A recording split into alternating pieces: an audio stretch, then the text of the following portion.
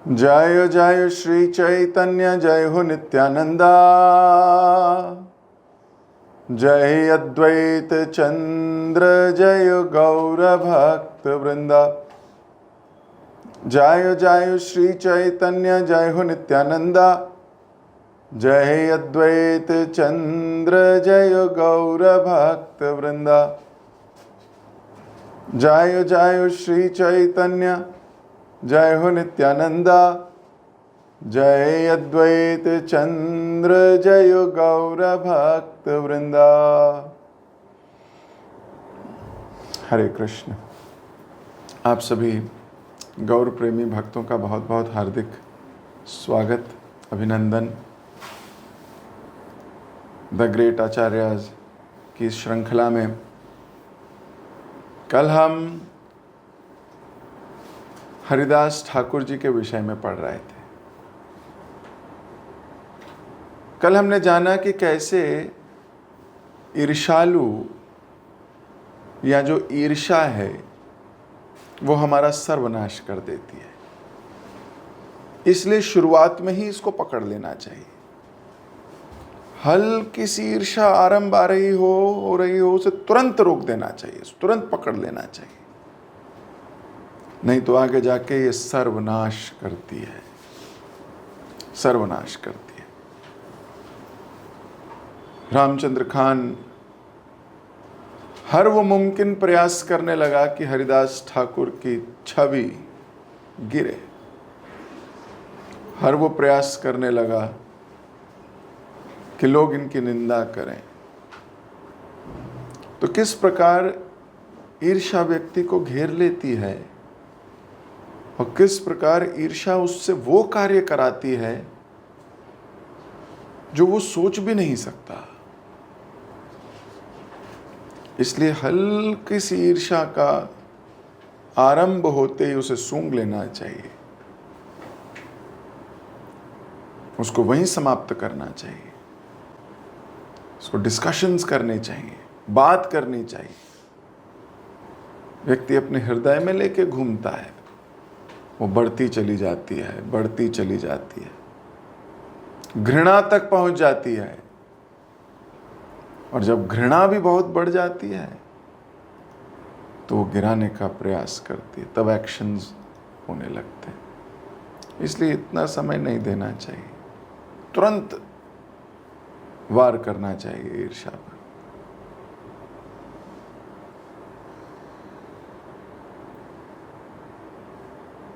तो रामचंद्र खान का तो सर्वनाश हो गया। हरिदास ठाकुर ने उस वैश्या को भक्त भी बना दिया।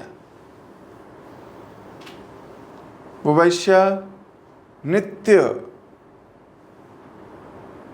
192 राउंड्स करने लगी। वो भी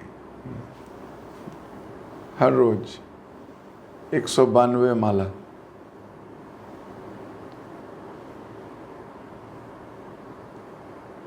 एक बार एक भक्त मुझसे पूछ रहे थे, कहां लिखा है प्रभु जी भगवत गीता में कि 16 माला करनी चाहिए? बताओ कहां लिखा है 16 माला करनी चाहिए? क्यों माने हम, क्यों करें 16 माला? देखो ईर्ष्या कैसी घुसती है ना, और कैसे प्रश्न लाती है। क्यों माने? गुरु गुरु गुरु गुरु गुरु गुरु करते रहते हैं इस्कॉन वाले। क्यों? क्या मजाक है? ऐसा क्यों? 16 माला क्यों करें बताओ? गीता में कहां लिखा है? आप कहते हो 16 माला करें। तो मैंने कहा बिल्कुल ठीक बोल रहे हो आप। गीता में लिखा है सतत चिंतयन्तो माम। गीता में लिखा है 16 माला नहीं, 24 घंटे माला करनी है। ये देखो ये लिखा है 24 घंटे माला करनी है। बोला नहीं, जो आप कह रहे हो ना वही ठीक लग रहा है। जो आप कह रहे हो ना वो ठीक लग रहा है मुझे। ये चलो गीता तो चलो कह रही है, समझ गया मैं, पर जो आप कह रहे हो वो अच्छा है। हम अगर ये हमारा माइंड इतना रास्कल है, इतना खतरनाक है, वो फॉलो नहीं करना चाहता किसी को, ना अथॉरिटी को, ना सीनियर को, ना गुरु। वो उसी में ही प्रश्न पूछता है, क्यों इतना हम फॉलो करें किसी को? हम कृष्ण को करेंगे तो करो फिर।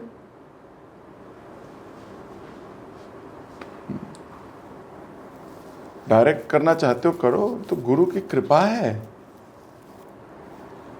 बाद में दिखाई देती है। पहले तो रिबेलियस हार्ट रिबेल करने की कोशिश करता है, हर चीज पे प्रश्न, ऐसा क्यों?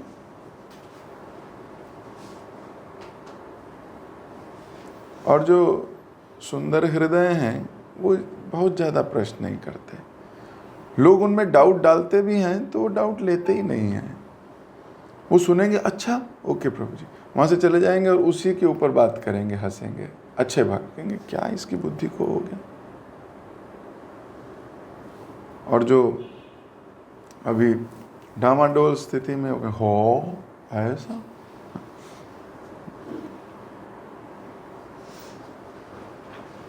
जब हम गाइडेंस में रहते हैं तो धीरे धीरे प्रगति कर सकते हैं। जब हम गाइडेंस में नहीं रहते, सोचते हम सीधा गाइडेंस ले लेंगे, हम प्रभुपाद जी किताब पढ़ के और ये बिना किसी भक्त के, तो इतनी हाई स्टेट देखते हैं, बोलते हैं हमसे ना हो पाएगा, हमसे ना हो पाएगा। ये डिवोटीज हैं। So actually devotees are agents of Vaman Dev. वो कहेंगे बस 3 पग भूमि चाहिए, बस 3, इतना सा कर लो, बस 2 माला कर लो, अभी बस 2 माला कर लो। बस हमें और कुछ, हमें जो तुम कर रहे हो करते रहो, ये भी कर लो। वो धीरे धीरे बाद में सतत चिंतन तो माम हो जाएगा। धीरे धीरे पूर्णतः कृष्णमय हो जाओगे। लेकिन स्टार्टिंग में बस 3 पग भूमि चाहिए, 3 पग, बाद में पूरी जिंदगी आप कृष्णमय हो जाओगे,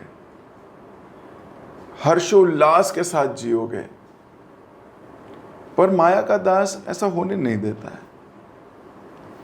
जो माया का दास है वो कहता है नहीं, मैं सिर्फ माया का दास हूं, मैं किसी भक्त का दास नहीं होना चाहता। और क्या ये लोग दास दास दास दास दास पे फोकस करते रहते हैं, गुरु बने हुए हैं, गुरु बन के बैठे हैं, है ना।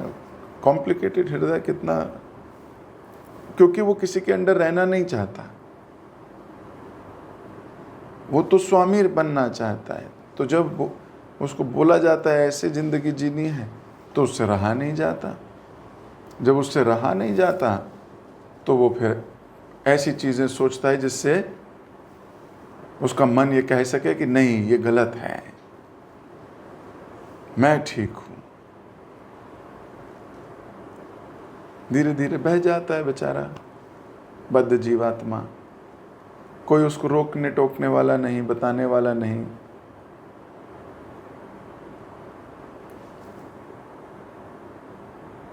तो इधर हमें बिल्कुल क्लियर बल लेना चाहिए। गुरुजनों की कृपा से हम धीरे धीरे यहां तक पहुंचे हैं, यहां से आगे भी पहुंच जाएंगे, आगे भी पहुंच जाएंगे। इधर 192 माला करने लगी वो, और तुलसी की सेवा भी करने लगी, और जीवन के अंत तक यही किया। श्री हरिदास ठाकुर चांदपुर में आकर बलराम आचार्य के पास रहने लगे। श्री बलराम आचार्य हिरण्यदास तथा गोवर्धन दास मजुमदार के पुरोहित कुल गुरु थे। हिरण्य सप्तग्राम के राज प्रतिनिधि के कार्य अध्यक्ष थे। गोवर्धन दास के पुत्र श्री रघुनाथ, जो श्रीमन महाप्रभु की कृपा प्राप्त कर गौड़ीय छठ गोस्वामी श्री रघुनाथ दास के नाम से प्रसिद्ध हैं, वही हैं। इनकी कथा तो मैं थोड़े दिन पहले कह चुका। श्री हरिदास ठाकुर श्री बलराम आचार्य के घर पर भिक्षा करते और उन्हीं के निकट पर्णकुटी बनाकर निवास करते थे। निरंतर श्री हरि नाम ग्रहण करते, समय समय पर श्री रघुनाथ इनकी कुटिया पर इनके दर्शन करने चले आते और ये भी उस पर कृपा करते। इनकी कृपा के प्रभाव से उन्हें श्री नित्यानंद एवं श्री चैतन्य चरण की प्राप्ति हुई। एक दिन श्री बलराम आचार्य इनको अपने साथ श्री हरण्य दास गोवर्धन दास मजुमदार की सभा में ले गए। दोनों भाइयों ने इनका बहुत सम्मान किया। दोनों विद्वान थे और वहां सभा में भी अनेक विद्वान ब्राह्मण बैठे थे। बलराम आचार्य ने इनके गुणों का बखान किया। इनकी 3 लाख हरिनाम नित्य ग्रहण करने की बात भी कही। एक ब्राह्मण ने कहा, श्री नाम से समस्त पाप दूर हो जाते हैं एवं मोक्ष तक की प्राप्ति हो जाती है। अति सुंदर है इनका आचरण। हरिदास बोले, नहीं नहीं, पाप निवृत्ति और मोक्ष प्राप्ति ये दोनों तो श्री नाम के अनुसंगिक फल हैं, बाई प्रोडक्ट्स हैं। ये उद्देश्य नहीं है हरिनाम का। हरिनाम का उद्देश्य मोक्ष प्राप्त करना या पाप से मुक्त होना नहीं है सिर्फ, ये तो अपने आप हो जाते हैं, बाई प्रोडक्ट है। श्री नाम से तो परम पुरुषार्थ श्री कृष्ण प्रेम की प्राप्ति होती है। मुक्ति तो अति तुच्छ है, ये तो नाम के आभास से ही प्राप्त हो जाती है। इस विषय पर उन्होंने अनेक शास्त्रीय प्रमाण उच्चारण किए। वहां उस सभा में गोपाल चक्रवर्ती नाम का एक ब्राह्मण बैठा था। उसे ये उनकी बात अच्छी नहीं लगी। उसे मुक्ति का अपकर्ष सहन नहीं हुआ। अब कई बार क्लास में कोई बात की जाती है तो किसी किसी को सहन नहीं होती। शास्त्र की बात हर व्यक्ति को सहन थोड़ी होगी। तो एकदम से उसने कहा, मुक्ति को ऐसे बोला ये है? मुक्ति को ऐसा कहता है? ठाकुर बोल पड़ा वो, ठाकुर, यह सिद्धांत केवल भाविक पुरुषों को कोटि जन्म तक ब्रह्म ज्ञान का साधन करने पर भी उसकी सिद्धि होती है, तभी भी मुक्ति प्राप्त नहीं होती। आप मुक्ति को नामाभास का फल कहकर हमें मूर्ख बना रहे हैं। मुक्ति इतनी श्रेष्ठ है, हजारों जन्मों में अध्ययन करने के बाद भी, ध्यान करने के बाद भी, ज्ञान लेने के बाद भी प्राप्त नहीं होती, और आप इसको कह रहे हो नामाभास से मिल जाएगी। आप हमें मूर्ख बनाते हो। ये भावुक लोगों की बातें हैं। हरिदास बोले, विप्रवर, मैं केवल भावुक नहीं हूं, शास्त्रों का सिद्धांत कह रहा हूं। आप संशय और क्रोध मत करो।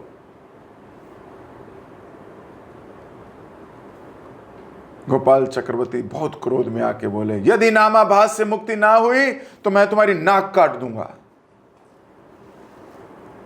ऐसा बोले। हरिदास बोले, ठीक है, यदि ऐसा ना हो तो आप मेरी नाक काट लेना। इस वाद विवाद को सुनकर सारी सभा में हाहाकार मच गया। श्री मजूमदारों ने गोपाल चक्रवर्ती को धिक्कार दिया और अपनी सभा से सदा के लिए और उसको नौकरी से भी बाहर कर दिया।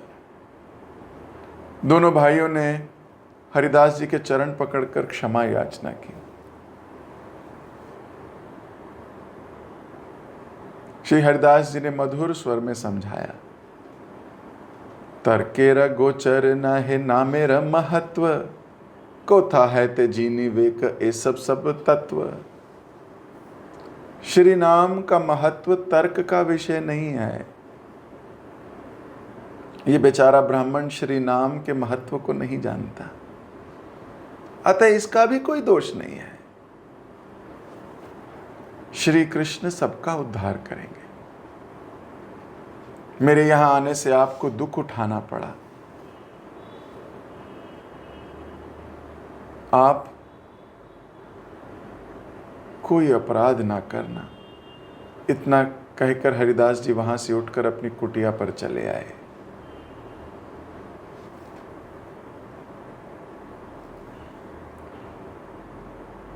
महत अपराध का फल ये हुआ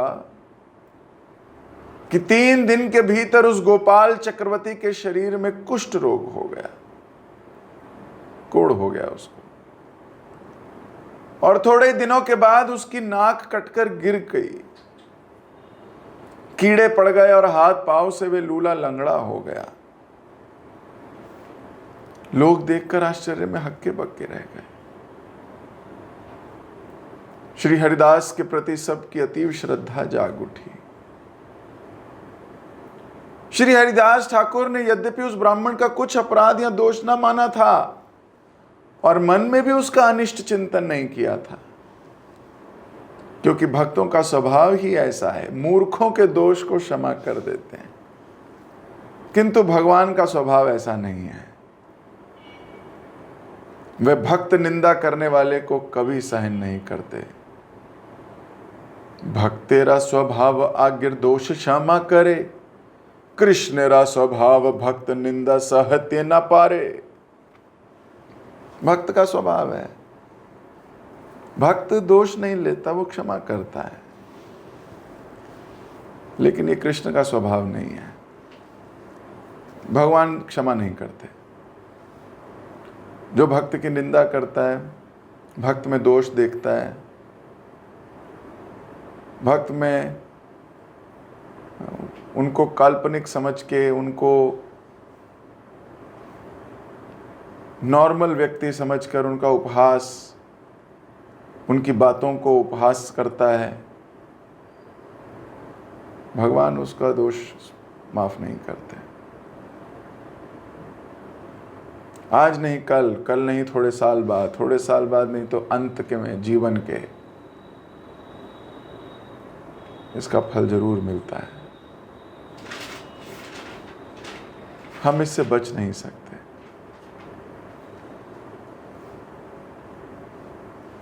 हिरण्यकश्यप अपराध पे अपराध कर रहा था, इमीडिएट सजा नहीं मिल रही थी।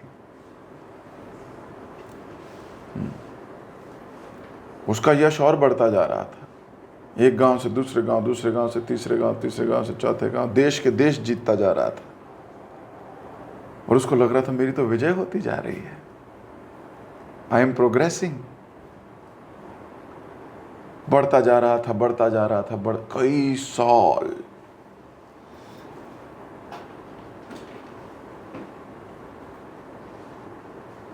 बाद में उसको पता लगा,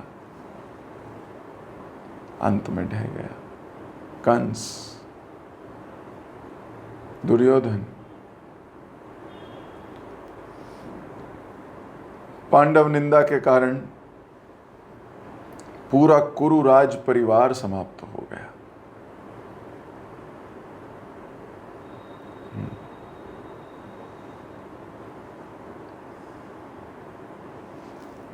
ये दोष देखना बहुत खतरनाक बात है। हर एक भक्त जो अपने को वैष्णव समझता है, कहता है, उसको दोषों से दूर रहना चाहिए।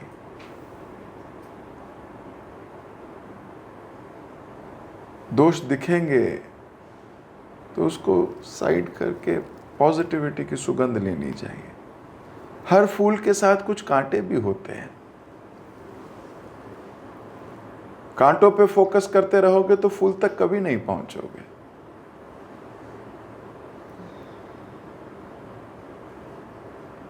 पर अगर फूल पे कंसंट्रेट कर दिया है तो कांटों की चिंता भी नहीं होगी।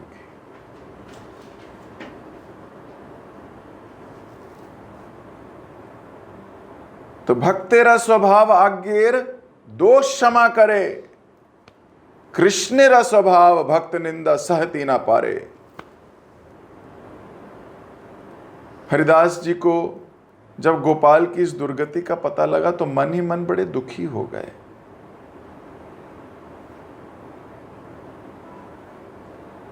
उन्होंने बलराम आचार्य से आज्ञा ली और शांतिपुर चले आए। शांतिपुर में श्री अद्वैत प्रभु के पास पहुंचे। दोनों एक दूसरे से मिलकर बड़े प्रसन्न हो गए, हर्षित हो गए। गंगा के किनारे निर्जन स्थान पर एक गुफा में हरिदास ठाकुर जी रहने लगे। अद्वैत आचार्य प्रभु इन्हें श्री भागवत, श्री गीता की व्याख्या सुनाने आते। इस दिन प्रतिदिन दोनों मिलकर कृष्ण कथा रस का स्वादन करने लगे। श्री अद्वैत प्रभु ही इन्हें प्रतिदिन अपने घर भोजन प्रसाद पर बुलाया करते। श्राद्धों के दिन आ गए। श्री अद्वैत प्रभु के पिताजी का श्राद्ध था। उन्होंने हरिदास जी को श्राद्ध का पात्र का भोजन करा दिया। हरिदास जी निषेध करते रहे, परंतु अद्वैत प्रभु ने कहा, आपके भोजन में मैं शत शत ब्राह्मणों का भोजन मानता हूं। ये बात जब कुल पुरोहित तथा शांतिपुर के ब्राह्मणों को पता लगी तो उन्होंने उस दिन अद्वैत प्रभु के घर का भोजन करना अस्वीकार कर दिया। यह कहकर कि आपने उच्च कुल ब्राह्मणों का अपमान किया और श्राद्ध का पात्र भोजन एक यवन को करा दिया। अद्वैत प्रभु उस दिन दुखी होकर उपवास करने लगे। तो ब्राह्मण रूठ गए, बोले, एक यवन को तुमने श्राद्ध का पात्र दे दिया है, इसकी जाति देखो, यवन परिवार से है, जबकि श्राद्ध का पात्र तो किसी श्रेष्ठ जन को देना चाहिए, जो उस सभा में सर्वश्रेष्ठ हो, उसको श्राद्ध का पहला पात्र देना चाहिए। तो बाकी ब्राह्मणों को थोड़ा बुरा लग गया। अब बुरा लगना तो हमें आता ही है, इसके लिए तो हमें कोई ट्रेनिंग ही नहीं चाहिए। अच्छा लगने के लिए ट्रेनिंग चाहिए। कोई कुछ कह दे आपको, तुरंत बुरा लग जाता है। बुरा लगते ही हृदय से एंथुजियाज्म चला जाता है ना, उत्साह चला जाता है। तो सारे ब्राह्मण नाराज हो गए अद्वैताचार्य से।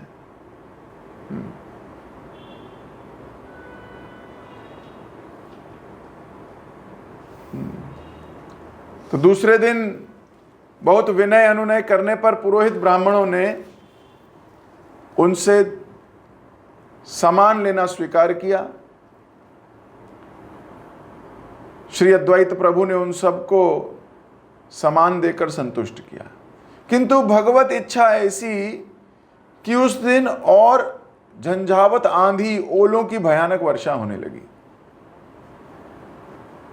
ऐसी बारिश हुई कि किसी के घर अग्नि नहीं जल पाई, किसी के घर अग्नि जल नहीं रही, क्योंकि सारी लकड़ियां भीग गई। आंधी, तूफान, बारिश, ओले। ब्राह्मण लोग रसोई बनाने में असमर्थ हो गए। 2 दिन की भूख उन्हें व्याकुल कर रही थी।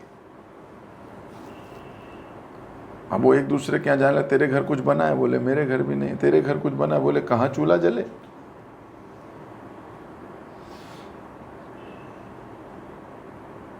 अंत में उन्हें समझ में आ गया कि श्री अद्वैत प्रभु के प्रति अपराध हुआ है।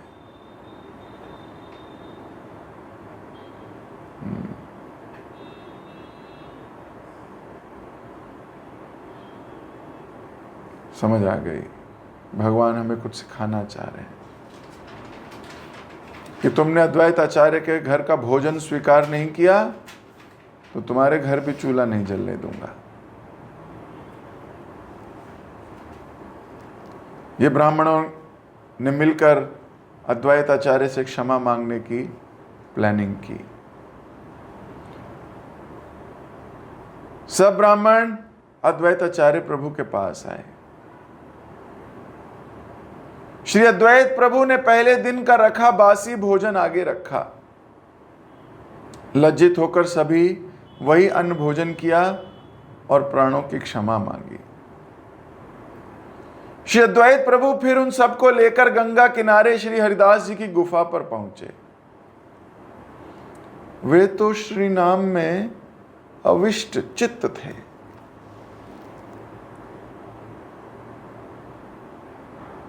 और सबने देखा कि इनकी कुटिया के एक कोने में आग जल रही है, जबकि शांतिपुर तथा आसपास कहीं भी अग्नि नहीं जल रही थी। सबने विस्मित हो हरिदास जी के चरणों में प्रार्थना की और अपने अपराधों की क्षमा याचना की। इन्होंने प्रसन्नचित्त होकर उन्हें आदर पूर्वक श्री नाम का आश्रय करने की प्रेरणा दी। जाति कुल के अभिमान को निरर्थक बताया। ये जाति कुल का अभिमान नहीं करना चाहिए, निरर्थक है, कोई अर्थ नहीं है। जब कोई जाति अभिमानी व्यक्ति इस बात को सुनता है तो उसको आग लग जाती है। वो कहता है, कैसे बोल रहे हैं प्रभु जी, हम ब्राह्मण परिवार में जन्म लिए हैं, हम श्रेष्ठ हैं। प्रभु जी बता रहे हैं कि जाति कुल का अभिमान नहीं होना चाहिए, जो यवन श्रेष्ठ है। आग लग, बहुत गुस्सा होता है। कई बार ऐसी सभाओं में प्रश्न उठ जाते हैं, कई बार लोग डिबेट भी करते हैं। हमने अपनी आंखों से होते देखा है, क्योंकि जाति कुल का अभिमान इतनी जल्दी जाता नहीं है। कुंती महारानी कहेगी, ये 4 चीजें मरवा देंगी किसी भी भक्त को। जन्म, ऐश्वर्य, श्रुति, श्री भी। कुल का अपना स्टेटस, अपनी पढ़ाई लिखाई, आई एम मोर इंटेलिजेंट। धन, लक्ष्मी, वैभव, स्किल, सौंदर्य, मरवा देगा ये। इसका अहंकार आदमी को ले डूबता है।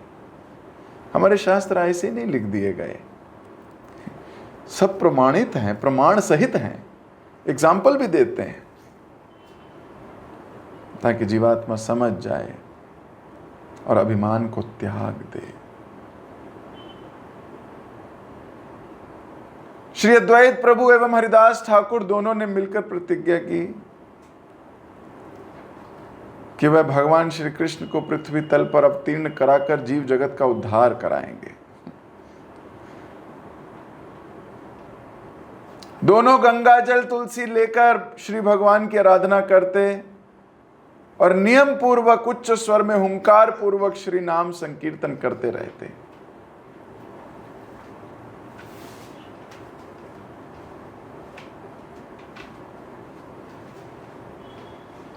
एक दिन गंगा के किनारे ज्योत्स्नामयी रात्रि में अपनी गुफा में जब श्री हरिदास जी उच्च नाम संकीर्तन कर रहे थे, एक सुंदर नव युवती आभूषणों से अलंकृत हो इनके पास आई। तुलसी परिक्रमा कर इनकी गुफा के द्वार पर आकर खड़ी हो गई। इसने भी उस वैश्या रमणी की भांति अपने आप को अंगीकार कराने की इनसे प्रार्थना की। श्री हरिदास जी ने भी इसे भी नाम कीर्तन की पूर्ति के बहाने 3 दिन तक नाम संकीर्तन सुनाया। तीसरे दिन भी हरिदास ठाकुर जी को गंभीर एवं हरिनाम में डूबे देखकर ये बोली, तबे नारी कह तारे करी नमस्कार, आमी माया करी ते आइलंग परीक्षा तो मार, ब्रह्मादि जीवेर आमी सभारे मोहिला, एकला तुम्हारे मोहित नारीला। हे ठाकुर, मैं माया हूं और मैं आपको नमस्कार करती हूं।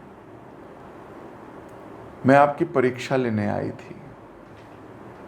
मैंने ब्रह्मा जी से लेकर समस्त जीवों को मोहित किया है, किंतु एक आप ही हैं जिन्हें मैं मोहित ना कर सकी। आप महाभागवत हैं। आपके द्वारा हरिनाम कीर्तन श्रवण कर मेरा चित्त भी शुद्ध हो गया है। अतः आप मुझे कृपा कर कृष्ण नाम का उपदेश दीजिए। माया रूपी रमणी ने आगे कहा, मैंने श्री शिव जी से तारक मंत्र श्री राम नाम तो प्राप्त किया जिसका फल मुक्ति है। उन्होंने मुझे पारक मंत्र श्री कृष्ण नाम दीक्षा ना दी थी जो कृष्ण प्रेम प्रदाता है। अतः आप उस कृष्ण नाम की दीक्षा देकर मुझे कृतार्थ करें। हरिदास ठाकुर बोले, माया तू बड़ी प्रबल है, देव शक्ति है। जीव का सामर्थ्य ही कहां है तुम्हारे चंगुल से बचने का। एकमात्र कृष्ण नाम संकीर्तन का फल है कि तुम मुझे मोहित ना कर सके। मैं तो मोहित हो जाता, लेकिन मैंने कृष्ण नाम को इतने अच्छे से पकड़ा हुआ है कि उसने मुझे मोहित नहीं होने दिया। ये प्रशंसा मेरी नहीं, कृष्ण की है। भगवान कृष्ण ने मेरी रक्षा की है। आप भी कृष्ण नाम ग्रहण करो। मैं प्रार्थना करता हूं कि आपको कृष्ण चरण प्राप्त हो।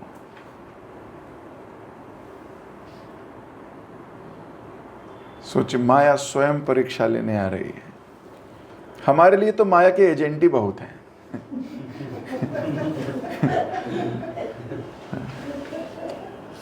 माया देवी स्वयं आके खड़ी हो गई, हम तो पागल होके मर ही जाएंगे। उनका एक एजेंट ही आके हमारा हिसाब किताब कर सकता है। हमारे में ताकत ही नहीं है, ना ही हमने कृष्ण नाम को इतनी स्ट्रांगली पकड़ा है।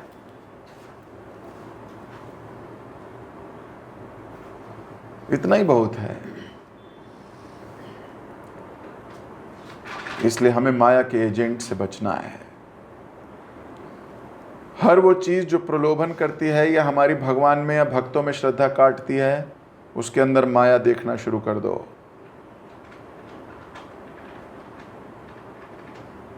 हर वो व्यक्ति भले ही भक्त ही क्यों ना हो, भक्त का ही रूप क्यों ना हो, लेकिन अगर वो भक्तों से या भगवान से श्रद्धा काटता है, उसके अंदर माया देखना शुरू कर दो। वो माया ही है। माया को पता है डायरेक्ट जाऊंगी तो मानेगा नहीं मेरी बात, भाग जाएगा। तो माया भक्त का रूप धारण करके आती है। वैष्णव के देश में 16 माला करती हुई उस भेष में आएगी, लेकिन आपके कानों में ऐसी बातें करने लगेगी जिससे आपकी भगवान की या भक्तों के प्रति श्रद्धा कम होने लगे। आप उनमें गलतियां ढूंढने लगो, आप उनमें दोष देखने लगो। हाँ, ये प्रभु जी ऐसा करते हैं, हाँ ये माता जी ऐसा करती हैं, ये तो मैंने को पता नहीं था, अच्छा हुआ आपने बता दिया। आप माया द्वारा हर लिए गए हो।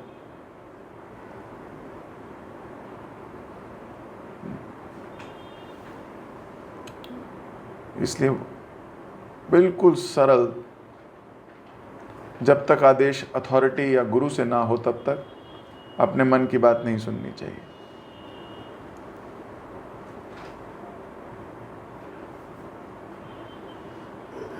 नेवर। क्योंकि कई बार भावुकता में व्यक्ति कहता है, मैं तो सबको एक जैसा देखता हूँ, सारे भक्त लगते हैं, वो भी माला करता है, ये भी माला करता है, सब भक्त लगते हैं। जबकि ऐसा होता नहीं है। पर हमें बचना चाहिए, बचना चाहिए। ऐसे भक्तों की संगति करनी चाहिए जिनसे उत्साह मिलता हो, इनसे बल मिलता हो, भक्ति करने का और मन करता हो। समय निकालने का मन करता हो, आज 2 घंटे आराम से जप करूंगा, आज ये वाली किताब खत्म कर दूंगा। आज उन प्रभु जी के साथ बैठूंगा, वो बहुत पढ़ते हैं। आज हियरिंग बढ़ा दूंगा, 4 लेक्चर सुनूंगा, आज ये करूंगा। भक्त, यही काम है भक्तों का वास्तविकता में।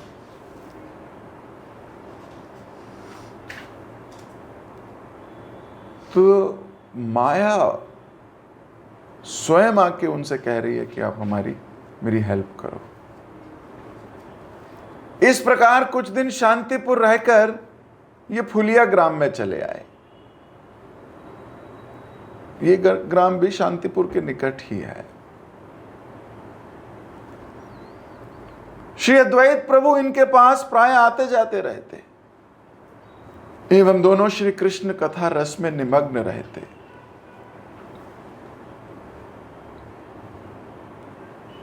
हरिदास में प्रेम के अद्भुत लक्षणों को देखकर फुलियावासी ब्राह्मण, हिंदू, यहां तक कि यवन लोग भी उनसे बड़े प्रभावित हो गए।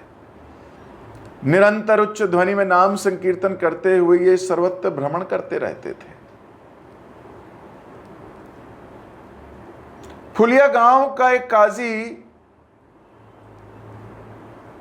कंट्रोलर था, उसका नाम था गोड़ाई।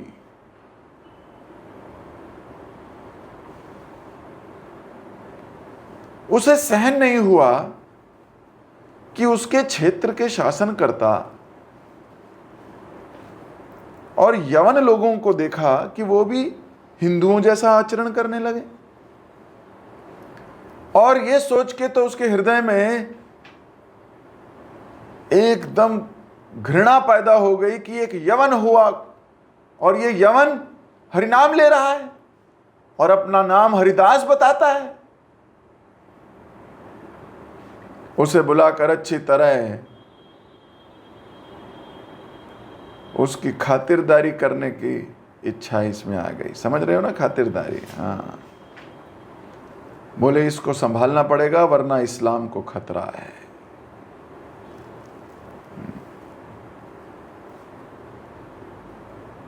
उस मुलुक कपति ने इनको पकड़ लाने का आदेश जारी कर दिया,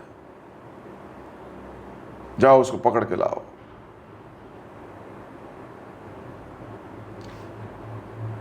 यदि वे चाहते तो कोई भी इन्हें पकड़ने में समर्थ ना होता, किंतु जब उन्होंने सुना कि मुलकपति मतलब पूरा जो देश का राजा है, इस मुलक का पति का आदेश है कि मुझे पकड़ लाने का, तो स्वयं उन यवन कर्मचारियों के साथ हो लिए। बोले कहाँ जाना है? अरे चलो चलो चलो, मैं भी मिलता हूं।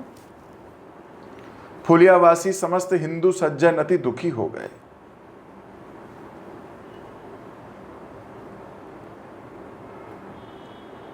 किंतु अति निर्भीक थे ये।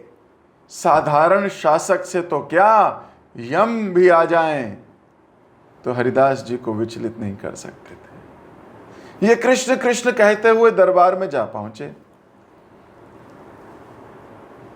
किंतु वहां उस दिन मुलुकपति नहीं थे, इसलिए इन्हें कारागार में भेज दिया गया। वहां अनेक हिंदू लोग बंदी थे। कर ना चुकाने के कारण बड़े बड़े जमींदार वहां कैद थे। हरिदास जी को वहां आया देख कारागार में चारों ओर हरिनाम का कोलाहल मच गया। सब बंदी जीवों ने इन्हें श्रद्धापूर्वक प्रणाम किया। कारागार में एक महान वैष्णव के आने से आज एक तीर्थ बन गया था। सब कृष्ण नाम का गान करने लगे। हरिदास जी ने उनके सौहार्द को देखकर, भक्ति भावना एवं वैष्णव आदर की भावना देखकर आशीर्वाद देते हुए कहा, थाक थाक एखन अच्छाए ये रूपे। आप जिस अवस्था में रहो ऐसे ही रहो। ये कैसा आशीर्वाद?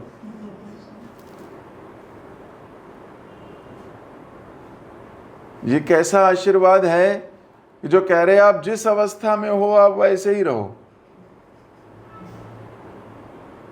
ये सुनकर कैदियों के मन में बड़ा जिज्ञासा हुई और उनके हाव भाव बदल गए। ऐसे हो गया, हाँ?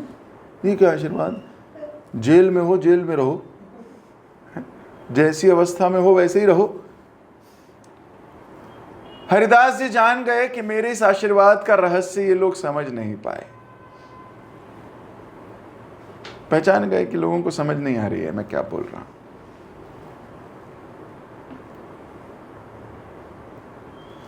उन्होंने कहा कि आज तो समय हो गया, आज का समय हो गया है। तो हरिदास ठाकुर उन कैदियों को देखकर क्या कह रहे हैं? हरिदास ठाकुर ने ये कैसा आशीर्वाद दिया है, जैसे हो वैसे रहो, इसका क्या अभिप्राय है, इसको जानेंगे हम अब कल। जगत गुरु श्रील प्रभुपाद की जय, हरिदास ठाकुर की जय। किसी भक्त का कोई प्रश्न या कोई टीका या कोई टिप्पणी? यह श्रुति माता जी। हरे कृष्ण प्रभु जी, सारे प्रणाम। प्रभु जी, आपने आज लेक्चर में बोला कि हमारी जो पढ़ाई लिखाई है वो हमारे विनाश का कारण बनती है। ये कैसे होता है? क्योंकि एक लेक्चर में आपने ये भी कहा था कि हमारे जो जॉब्स है, हमारी पढ़ाई लिखाई है, उसका जो कर्म फल है वो हम कृष्ण की प्रसन्नता में हमें लगाना चाहिए। फिर कैसे ये विनाश का कारण होगा? ओके, अगर वो पढ़ाई लिखाई आपका अहंकार बढ़ा रही है और कृष्ण की तरफ नहीं ले जा रही है तो विनाश का कारण हो सकती है। कई बार व्यक्ति इतना हाई फाई हो जाता है, वो सोचने लगता है मुझे कोई आवश्यकता नहीं है, मेरे I am intelligent, Krishna my god is happy, see I am having money, I am having gyan, I have so much of knowledge. तो ये ज्ञान ने उनको भगवान से दूर कर दिया।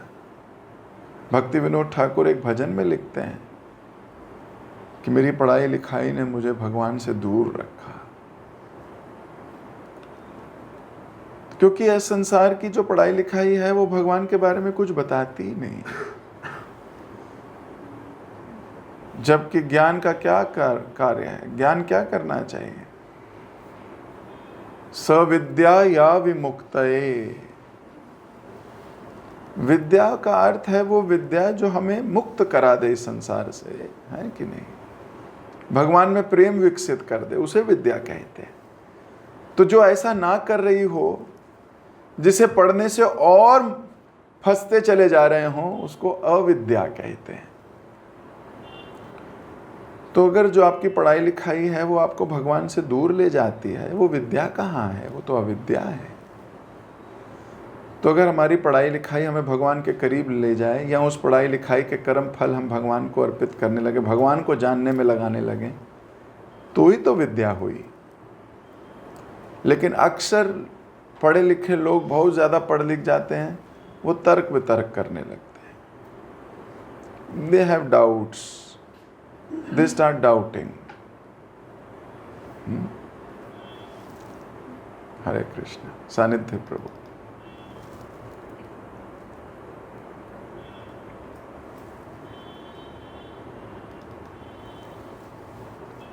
हरे Krishna president, thank you for the amazing lecture Prabhu ji. Prabhu ji, आपने बताया कि जैसे वक्त लोग प्रतीक्षा कर रहे थे भगवान के प्रकट होने के लिए, तो मेरा एक डाउट था, ये जो हरे कृष्ण महामंत्र है आया कैसे? मतलब ये भगवान से पहले भक्त लोग लेके आए थे या भगवान ही लेकर आए थे, चैतन्य महाप्रभु लेके आए थे? तो या फिर वो किस चीज की चैंटिंग करा करते थे, इसी मंत्र की करते थे, इससे पहले कोई और मंत्र था? देखो, भगवान कृष्ण के नाम का उच्चारण तो सब करते ही थे, हे गोविंद, हे गोपीनाथ, हे कृष्ण, ये सब तो था ही, ये सब मंत्र है। महाप्रभु ने इसको हरे कृष्ण कृष्ण कृष्ण हरे हरे, हरे राम राम राम हरे हरे, इस महामंत्र को इस संसार को दिया। लेकिन जब आप हे गोविंद, हे गोपीनाथ, हे मदन मोहन, कोई भी भगवान कृष्ण का नाम लेते हो तो वो कृष्ण का नाम का उच्चारण का ही फल मिलता है। लेकिन जब हम ये वाला मंत्र बोलने लगते हैं, हरे कृष्ण कृष्ण कृष्ण हरे हरे, हरे राम राम राम हरे हरे, तो हमें नाम उच्चारण का फल तो मिलता ही है, साथ में चैतन्य महाप्रभु की भी कृपा मिलती है। यूं तो भगवान के सारे नामों में पूर्ण पावर है, लेकिन इस मंत्र में महाप्रभु की विशेष पावर है। ठीक है, ठीक है, थैंक यू सो मच। हरे कृष्ण। गोलोकेरा प्रेमाधन हरि नाम संकीर्तन। हरे कृष्ण। तो मुझे अभी इजाज़त दीजिए, आप सबसे मुलाकात होगी। हरिदास ठाकुर अभी जेल में हैं, कल कैदियों के साथ क्या हाल होगा ये सुनेंगे। हरे कृष्णा प्रभु जी, धन्यवाद। थैंक यू सो मच प्रभु जी, बहुत सुंदर क्लास के लिए। हरिदास ठाकुर की जो क्लास चल रही है, इसमें हमें बहुत सारी चीज सीखने के लिए मिल रहा है, खासकर हरि नाम के बारे में। तो आज की क्लास में आपने हमें ये बताया, ईर्ष्या के बारे में बताया। अगर हल्की सी ईर्ष्या आने लगता है तो उसको वहीं पे हमें खत्म कर देना चाहिए, नहीं तो वो जो ईर्ष्या है वो घृणा तक भी पहुंचेगा, फिर रिवेंज तक भी आए, जैसे रामचंद्र खान ने किया था। और आपने एक भक्त के प्रश्न से बताया कि 16 माला जब क्यों करना चाहिए, तो भगवत गीता में कहीं लिखा है। तो आपने इसमें से ये बताया कि भगवत गीता में तो ये लिखा है, सतत चिंतयेतो। मुझे 24 घंटे, मतलब हमें 24 घंटे भगवान का नाम का जप करना चाहिए, स्मरण करना चाहिए। तो ये गुरु की कृपा है कि हमें सिर्फ 16 माला में ही वो 24 घंटे वाला जो कृपा है हमें मिल जाता है। तो भक्ति में हमें कॉम्प्लिकेटेड जो हृदय है उसको नहीं लगाना है, जैसे कहा गया है वैसे करना है, अपना दिमाग मतलब कम लगाना है उसको। और अब मैं ये बताया कि हरि नाम जब से क्या होता है, तो हरिदास ठाकुर यहाँ पे कह रहे हैं कि केवल नामाभास से ही हमारा मुक्ति हो जाता है। तो जैसे गोपाल चक्रवर्ती जो ब्राह्मण थे, उनको इसका विश्वास नहीं हुआ, हरिदास ठाकुर से उन्होंने उनका निंदा किए, तो फिर उनको कोढ़ हो गया और नाक भी कट गया। तो इसमें ये बताया कि भक्त का निंदा करेंगे तो भगवान हमें दंड देंगे, भक्त को भगवान का निंदा बिल्कुल पसंद नहीं है। और आपने ये बताया कि उच्च जाति या उच्च कुल में अगर ऐसा है, ऐसा अभिमान हमें नहीं होना चाहिए, ये हमें भक्ति में डुबा देता है। और माया के बारे में भी आपने बताया कि माया हमारे जीवन में कैसे घुसता है। जैसे माया एक सुंदरी स्त्री बन के आई थी हरिदास ठाकुर से परीक्षा लेने के लिए, तो हरिदास ठाकुर को नहीं हरा पाए, उनको मोहित भी नहीं कर पाए। तो हरिदास ठाकुर वहाँ पे यही कह रहे हैं कि ये जो शक्ति है, मतलब है, ये सिर्फ हरि नाम की पावर की वजह से है, क्योंकि मेरे में इतना शक्ति नहीं है कि मैं माया को हरा सकूं, हरि नाम की पावर है। ऐसे ही हमारे जीवन में भी माया किसी न किसी तरीके से घुसता है, तो हमें थोड़ा सजग रहना है। माया भक्ति के रूप से भी घुस सकता है, तो हमें उन भक्तों की संग करना चाहिए जो हमारी श्रद्धा बढ़ाते, यानी ऐसा नहीं कि हमारा श्रद्धा भक्ति में वो घटाते। थैंक यू सो मच प्रभु जी, बहुत सुंदर क्लास के लिए। सभी भक्तों को भी धन्यवाद इतने प्रेम पूर्वक श्रवण करने के लिए। प्रभु जी का धन्यवाद करेंगे एक बार। Hare Krishna. Hare Krishna Krishna Krishna Hare Hare, Hare Ram Ram Ram Hare Hare. Thank you so much Prabhu. Recording